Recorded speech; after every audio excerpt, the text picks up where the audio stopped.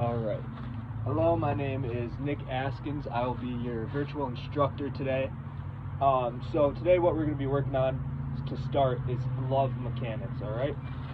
So simple drill to start. All you're going to need is a wall, a ball, either a tennis or lacrosse ball, and your glove. Obviously throwing the ball off the wall, catching it, but we're working on a few functional parts of our glove here as well. So what I want to first see is keeping those hands in a plane. We're not moving the hand forwards to make the save or recoiling back to make a save. Keeping those hands in front of us nice and still here. The less movement, the better. You see how I keep my hands right here, not going forward or back. Then the second key component here is watching it all the way into your glove. When you're finished making that save, I want to see you like this. Eyes glued to the pocket of your glove there, watching that ball all the way in. So again, keeping hands still in front of us, eyes glued all the way in here. We're going to do about 10 of those on the glove side, and then we'll switch into our blocker progression next. Okay, so for the next drill that we're going to be doing here, very similar to the last one, where again, it's sort of a simple blocker side warm-up rather than glove. Again, throwing the ball off the wall, reacting and making the save. We're going to take some of the same concepts we used from our last video and bring them into the blocker side along with adding some new ones. So again, like the last video, we're keeping our hands big in front of us here, and I want us to watch all the way into that blocker. Instead of just using your peripheral vision, watch it all the way in and react to that save. And again, we're not moving forward and we're not recoiling back making these saves. Keeping our hands in a plane out in front of us. However, with blocker, if you're just making a save where you're not moving your hand at all, that ball is going to go right back out in front of you. That puck's right in front of the net. That's a big rebound. So we're going to want to redirect that to the side. So what we're going to do for that, as the ball comes in, our reaction is just a slight flex of the pinky, causing your blocker hand to rotate out. When you rotate out just as the ball hits, you're going to put a rebound into the corner here. So you're going to be doing a little chasing if you don't have multiple balls, but essentially same setup as last time, except we're going to the blocker side. Remember, focusing on redirecting that to the corner with that little pinky flex, alright? So similar to that, we're going to do about 10 again on each side, just like that. You can set up a target to your side to aim for your rebounds, or you can just simply sit them to the side. Okay, so for this next drill, we're going to be warming up saves from a butterfly position on the ground. So as you can see here, I like to have my knee pads on for this. You don't necessarily need it, but the ground is obviously going to be pretty hard in some areas, so it might be a little painful if you don't. So we're setting up in our basic butterfly position here, knees down, legs sort of splayed out to our sides. We're going to want to remember here to roll those shoulders down just a little bit, so you're in more of an athletic position. That allows you to get more range of motion at the hips here, so you can load up your legs stronger for lateral pushes. But we're not focusing on movement yet. For this drill, again, we're just warming up butterfly style saves. So again, all you're going to need, knee pads, glove, blocker, and a ball.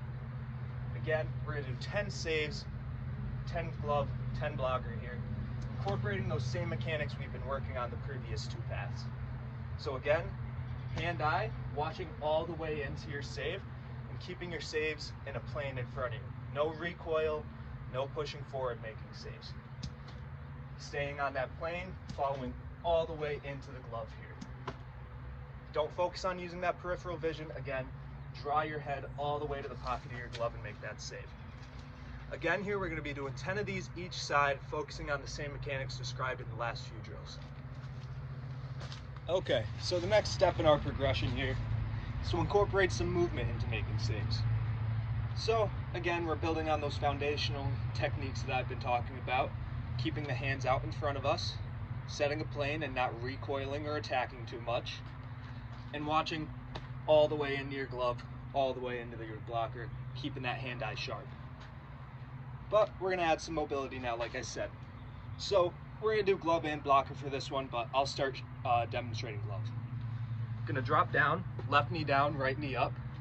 We're going to be facing as if we have a puck right in front of us that will be passed out to the wall that we'll be using to throw our ball against.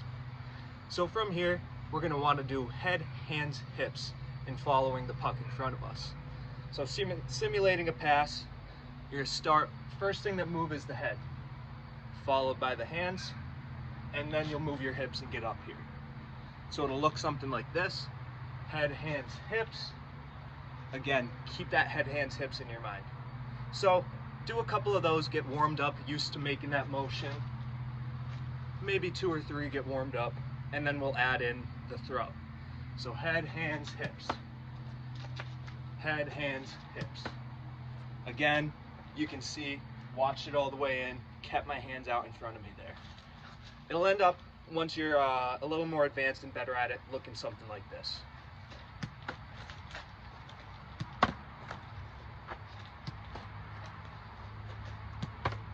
So we'll do 10 of those each side, 10 glove, 10 blocker. Again, focusing on the same techniques that we've been learning this whole time.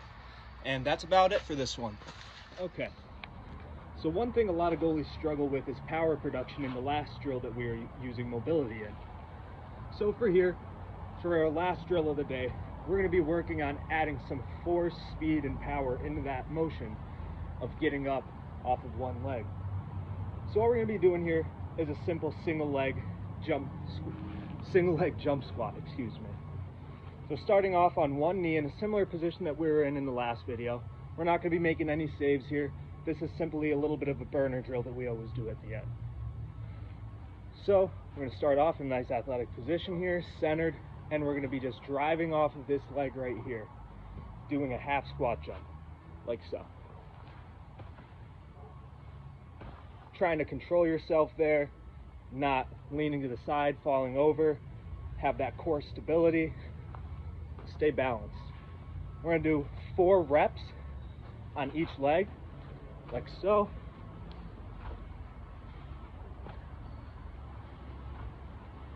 We're going to do 3 sets of 4. So 3 sets of 4 reps for each leg on this one. Again, focusing on that force production from one leg at a time. We're going to build some speed and some power into that motion we worked on in the previous pathway.